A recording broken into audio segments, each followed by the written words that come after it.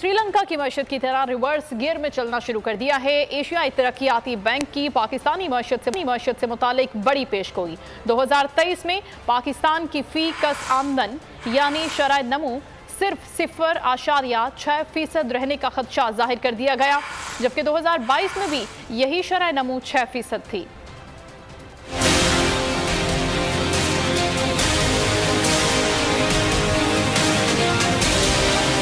पाकिस्तानी मईशत को reverse gear लग गया, मुसलसल गिरने लगी। एशियाई तरक्याती बैंक की पाकिस्तानी मईशत से मुतालिक बड़ी पेशगोई।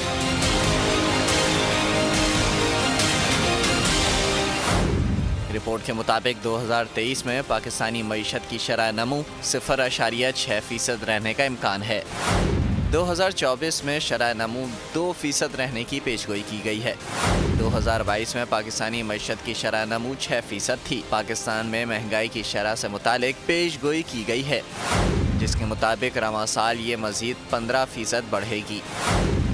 2023 में महंगाई की ये शरह 27% थी।